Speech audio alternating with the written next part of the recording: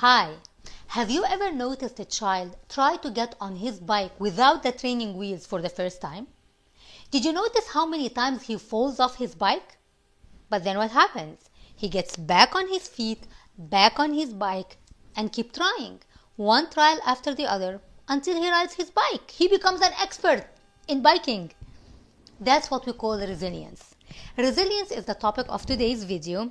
I'm gonna talk to you about it because it's very important. So in today's video, I'm gonna tell you what resilience is and why it is important.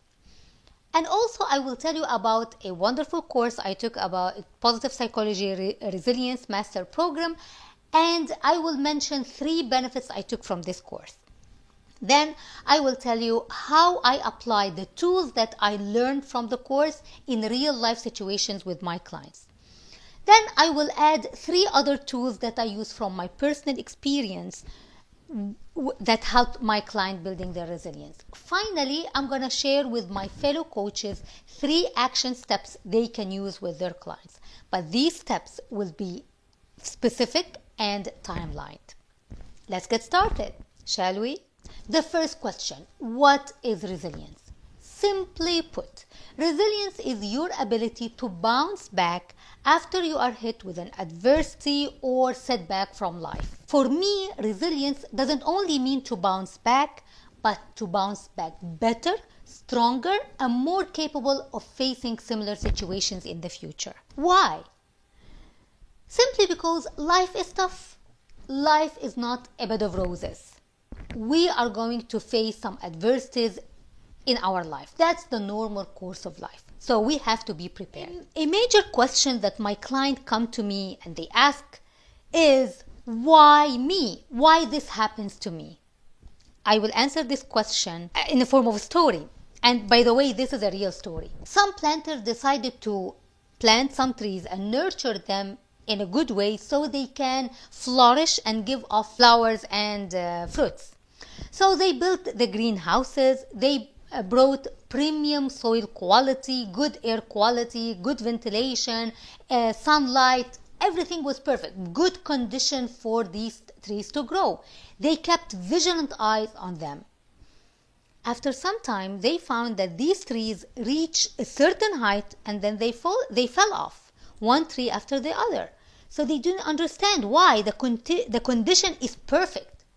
After digging deep and studying, they found that trees need some strong winds to blow against them. These strong winds help the trees to strengthen their roots, strengthen their trunks, and strengthen the branches so they can face the wind. The stronger the wind, the stronger the trees become. But those trees inside the greenhouse didn't face any wind, so what happened? They couldn't live. So are we. Sometimes these adversities and tough times make us tougher, so we can keep on going in life. Otherwise, we will break easily and we won't be able to continue. This is life, normal course of life. So I took this course about Positive Psychology Resilience Master course to prepare me as a certified coach to help my clients building resilience. So there are many benefits I got from this course, but I will only mention 3 for the sake of time. Number 1 is I understood how important resilience is. It's a necessity, something that I have to build in my life and would help my clients to build in order to be able to carry on with their lives. Number 2, we have to start early on. Don't wait until adversity comes and then you start working on your resilience. Yes, it can happen. You can build your resilience in tough times, but it will be tough and hard and will take longer time. Start early on. When you are in a good state, start building your resilience so you are always prepared. And number 3, I learned many tools, at least 10 tools that I can use to build my strength or my resilience. So let me walk you through the 10 factors that help us build our resilience briefly so you know what we're talking about. The first one is grounded optimism. Usually optimistic people have this positive outlook to the world around them. But sometimes this positive outlook may come across as wishful thinking when it is not built on strong foundation. However, grounded optimism makes this optimistic view grounded on solid ground, has strong foundation. So an optimistic person will look at his strengths, capitalize on them, make use of them to help him face his adversities in the future. Also, optimistic people look at the past successes and try to analyze what skills do they use in these past successes that they can reuse again in the future so they can build on and become successful. Number 2, facing fears. And this is a big one. We are human beings, have fears. That's normal, that's natural. But sometimes some of these fears are psychological, not situational. These types of fear linger in our life and become crippling. Sometimes the only way to get rid of these fears, or at least diminish them, is to look at them eye to eye, face them and get rid of them. The third point is the moral compass. Every one of us has some set of values and morals. Resilient people live up to their values and their morals. You have to fight your own demons to keep your morals intact. That will help you go through life easily. Number 4, spirituality and religion. So religious people believe in the superpower, in God, that He can help them during tough times. Spiritual people also have some kind of belief, perhaps believing in energy or karma, whatever the belief is. Strengthen this belief. Whether you are religious or spiritual, strengthen this belief and build on it. This will get you through tough time, big time. Big time. Number 5, the social support. We are social beings. We need people around us. We are not living in isolation. So start to build your safety network, your safety net. So if bad things happen, you have good people to rely on. They may be a friend or a family member. They may be a colleague or a neighbor. Choose a person whom you know that his qualities or her skills or her character will help you go through tough time. Capitalize on them, nurture this relationship so it can help you in the future. Number 6, role model. It's self-explanatory. Find a role model that you cherish, you truly cherish and you truly believe in. Read about them.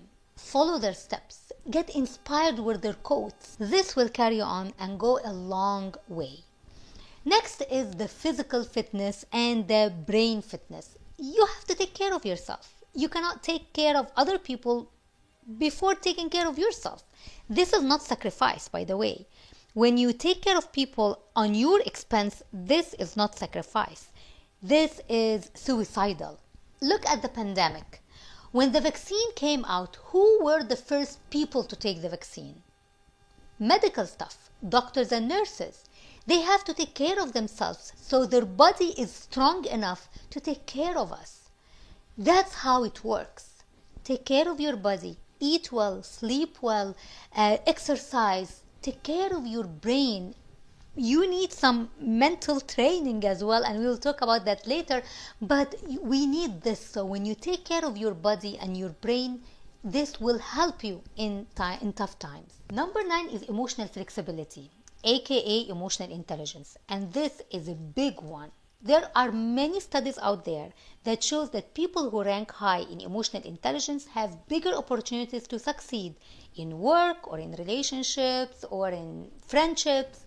Emotional intelligence is a big predictor of success. Talent Smart studied 34 important workplace skills, and they found that emotional intelligence is correlated to 58% of successes in all types of jobs. And finally, emotional intelligent people make on average 30K in a year more than people with low emotional intelligence.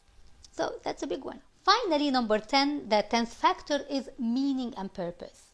When you live your life with a meaning and you have a meaning and purpose, this will carry on. This will make you go through tough time because you have a purpose. No one can come up with a purpose for you. This is your number one job. Find a purpose and give meaning to everything that you do in your life. So now let me tell you how I applied some of these factors in real life situation with my clients. So my client is a father of 4. He works in a company, but in a very stressful conditions. The least to say about his job is very stressful. My client was laid off from his work twice in his lifetime. The first time when he was a fresh graduate, he was able to land a good job, decent job. Few months after he was laid off, he faced eviction. He couldn't pay his rent, so he was in the street. The second time happened after he got his first child. Shortly after he was laid off, again he had to face eviction.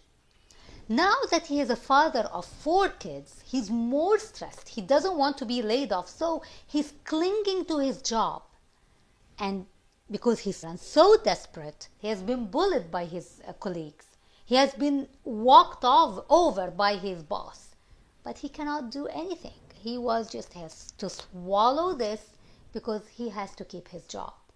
So he came to me in this tough situation and mental and stressful state, as you can imagine. The first thing I told him, let's list your point of strength. So he wrote them down. All his skills, soft skills and hard skills, technical skills. So he wrote them down, and when he put them on a piece of paper, he didn't realize that he has all these skills set. So I told him, what can we do to capitalize on them? So he started to think positive about his strength. Then I told him, let's look back at your successes, past successes. There are times in his jobs when he was promoted, when he got a raise, when he got an award. He had some successes. So we analyzed these situations and we tried to distract the skills that he used at these times so he was successful. Again, we listed that down, and he found that he has many skills that he didn't even realize that he has them. Then the next point, I told him, let's face your fear and look it in the eye. What will happen if you were laid off tomorrow? Of course, it's a stressful situation, but he started to live these moments. We lived it together, because when I coach my clients, I live with them the same situation. I go through the tough times with them. So we lived this experience together. We imagined what will happen. He went through the emotional turmoils that he will go through. And then when he became calm, we started to think rationally. What would you do? What network you can rely on? What skills you can use? And then we came up with a plan. We put some smart goals to face this situation if it happens in the future. The good thing about it is that we came up with this plan when he's still in his job. He wasn't laid off at that time, right? And then I told him, let's find your safety net, your network of friends or colleagues. Who can you go to? Who can you rely on? So he pointed 1 or 2 people in his life, and I told him, let's work on these relationships. Let's nurture these relationships. Because he was so stressed in his work, he didn't have time to work on relationships. But now that he knew the importance of relationships, he started to build them. He went back to his friends. He called them again. He went out with them. He strengthened this relationship because he will need it in the future. Then we talked about the physical exercise. And because of the stress he had at work, he completely neglected his needs. So we revived his needs again. What does your body need? What does your emotion need? What do you need? So we talked about that. And we tried to insert some points or some time in his day where he can take care of himself. One of the things was to take long showers.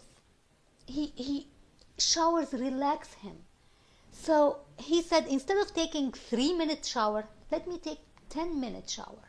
That will help me through the day. That will refresh me. So very small steps, but it helped him and carried him through. Now, because he's less stressed at work, he started to stand up for himself. And he stopped the bullies, his colleagues who bully him, in their tracks. And he told his boss that these conditions are not working for him and he needs to change that. And believe it or not, his boss listened to him. He was able to turn his situation around in his favor when he became more rational, less stressed, and more capable and more resilient. Now let's move to the next point. What other tools I use with my clients outside what I learned from the course? The tools that I use is start by yourself, silence your inner critic, and start with small steps. One of them is to start by yourself.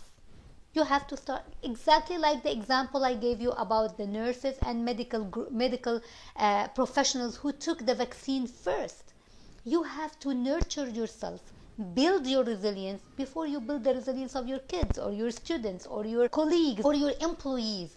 You cannot give what you lack. Build your resilience, start with yourself, and then everything else will follow. Number 2, silence your inner critic.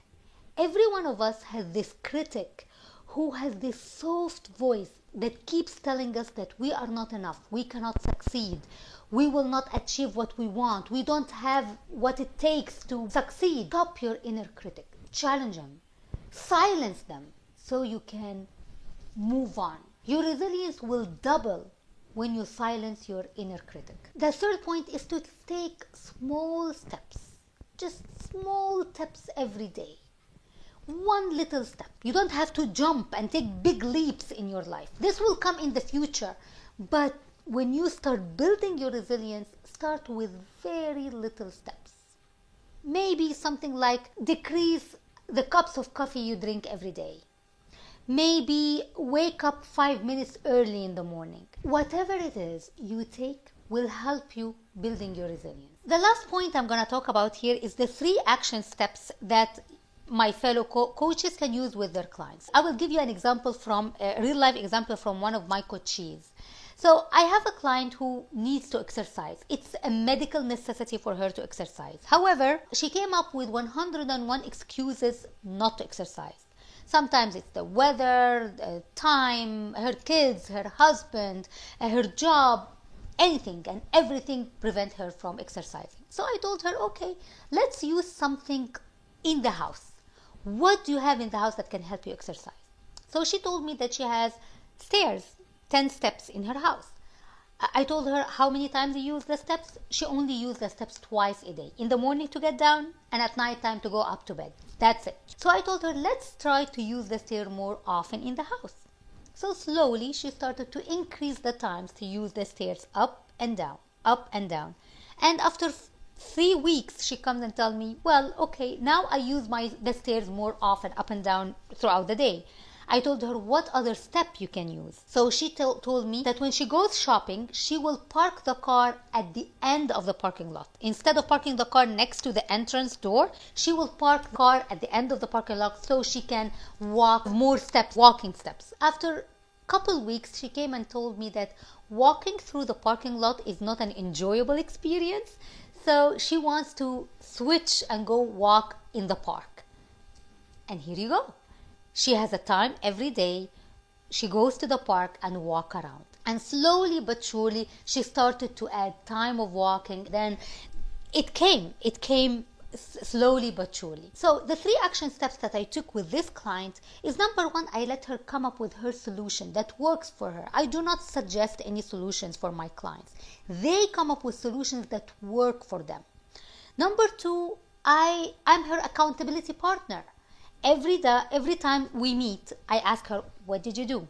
What is the progress? Even if it's small progress, I acknowledge her advancement. I acknowledge her progress. And number 3, I keep pushing my clients slowly but surely. So this is my coaching style. I hope you get something beneficial for you and you find something that can work for you as a coach. So there you have it. This is my experience and what I learned from the course. See you in the next video.